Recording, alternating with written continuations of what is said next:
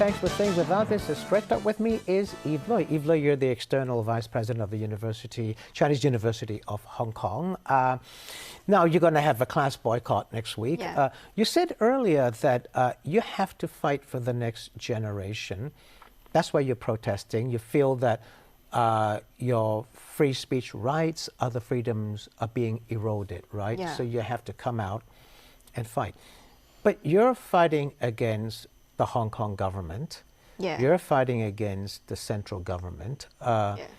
It's not a fight that I think you can win if you're fighting against the central government. Do you really feel it's worth it that even though you feel that some of your free speech rights are disappearing, on the whole, it is still one country, two systems? And China is respecting one country, two systems, and most of your freedoms are intact. So is it worth going to such lengths that we see protests and violence every week? I would say, actually, we are not only looking at the effectiveness, whether it is worth it or not, but that's something we should do, I would say. We shoulder the responsibility to do, to protect what we have or protect the values that we... Tell me this, you go to these protests, I don't know whether you've joined violent protests, but you do go to protests, I know that. What do your parents say? I mean, when you go, and you say to your parents, I'm going to go join a protest, do they say, don't go, or put on your helmet and goggles to protect yourself? What do they tell you?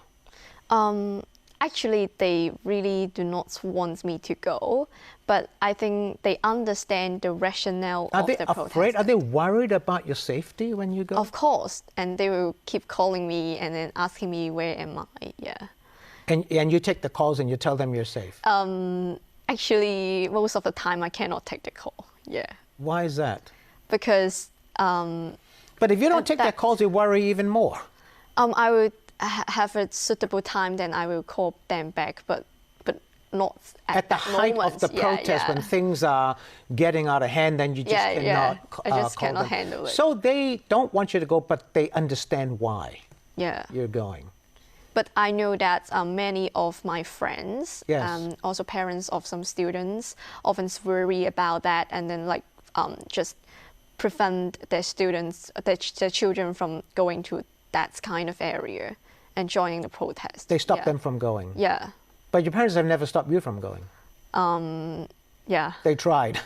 They tried, but they failed. How many students do you think will take part in this class boycott next week? I think at least a few thousands, but it is only a very rough estimate number. And you'll continue for 2 weeks and see what the chief executive says, right? Now, the chief executive wants to talk. She had a meeting last week with some people. She says, we want to have a dialogue platform. Anybody can come and talk to her. She's admitted she made a mistake with the extradition bill. She suspended it. She doesn't want to say withdraw, but she suspended it. And she has admitted that she has made a very, very bad decision on this that caused so much trouble that we are where we are today, right? Let's see what she has to say. This is something that we want to do in a very sincere and humble manner. I and my principal officials are committed to listen to what the people have to tell us, and we want to reach out to the community as soon as possible. She used the word humble. She's humble. She and her officials want to listen to what people want to say. Before she had this meeting, this dialogue with some community leaders, including university vice chancellors and so on, former government officials and so on, she approached your university among a few others, right? She approached, your university was the first place, along with a couple of other universities, that she approached the first time ever and says, come, let's talk. You refused. Why? Because the author is in a very closed-door manner, and then the government insists without any prerequisites to hold this kind of meeting, and then refuse to invite all of the student unions leaders, but instead pick Picked your Chinese University of Hong Kong and a couple of other, I think Baptist University. UST. Right. So, but you turned her down. She said, come talk. You say it was closed door, but then finally she said, well, let's open it. Let's do it openly. And no preconditions, let's talk. You still said no. Why? Oh, actually, she insists to have a closed door manner. Yeah. After you refused, she said, let's have an open door one as well, but you still refused. Because you said we got to go in there to have the 5 conditions met. Those are preconditions. We have 2 prerequisites. One is to have an open meeting, and then another is to stop the prosecution of the protesters. Yeah. But there are over 700 of them now.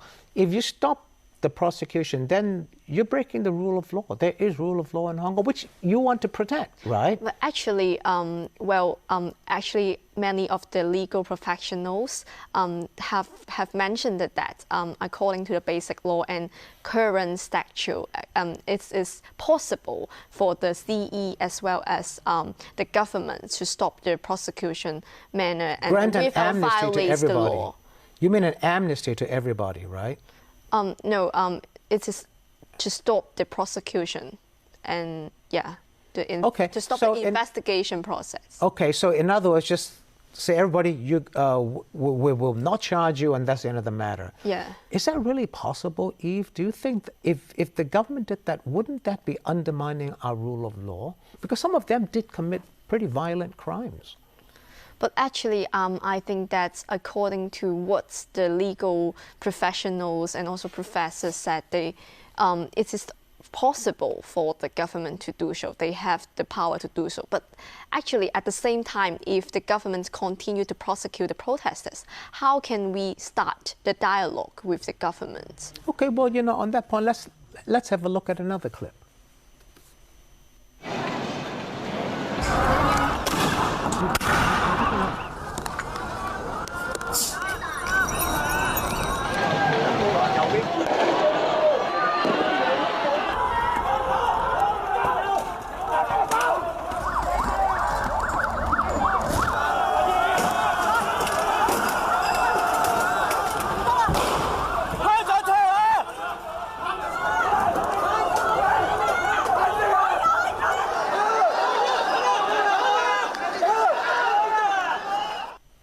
Eve, we're seeing this every weekend now. Yeah. Actually, I'm getting tired of looking at it. I'm sure a lot of people are as well. It doesn't do Hong Kong's image any good. You see this kind of violence. Now, you see people beating up the police beating up the people, people beating up other people, and finally you saw the police draw their guns. Yeah. And one of them actually opened fire. Now, when you say don't charge any of them, but some of those people actually were violent, how can you not charge them? But actually, I would say they are forced to do so. They are not really... Do you support that? You say they're forced to do so. Do you support that kind of violence? I would not say I support any of the acts of the protesters, but I would say I understand why they are doing so. I understand the rationale behind. No one would like to be violent. No one is born to be violent, especially for the teenagers. They can just stay at home and then without risking their life, without risking their career. Why don't you do that instead of going out there and facing a policeman holding a gun in your face? Would that scare you? Yes, as I mentioned, all of the teenagers will be scared, but actually they are still doing so because they think they are something they worth to fight for, and then they are thinking these kind of values really mean to that. They think that this kind of values are more important than their life. But people say, Eve, that you're fighting not for your freedoms, you're not fighting for a future generation, you're fighting for independence. That's what some people are saying. And foreign forces are helping people like you fight for the independence of Hong Kong. Are you fighting for independence or you're fighting for your freedoms? I believe that there are no conflicts between the two. And then I believe that amongst all the protesters, there are certainly some of them are advocating Hong Kong independence. That'll never happen, you know that. while some protesters do not really agree with Hong Kong independence. Do you agree with Hong Kong independence? I think it is one of the way for us to have a better Hong Kong. But do you support one country, two systems? I don't think under the rule of the Communist Party we have the true one country, two system to be practiced.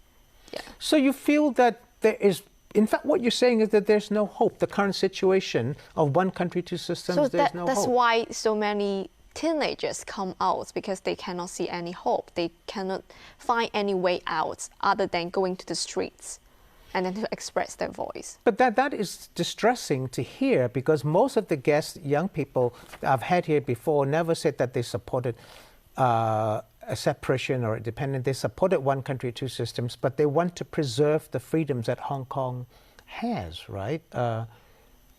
And they didn't say they wanted anything more than that, but now you're saying that they want something more than that? I would say some of the protesters believe that Hong Kong independence is a way out, yeah, but not all the protesters. But it's not a way out, because it's not going to happen. You know that.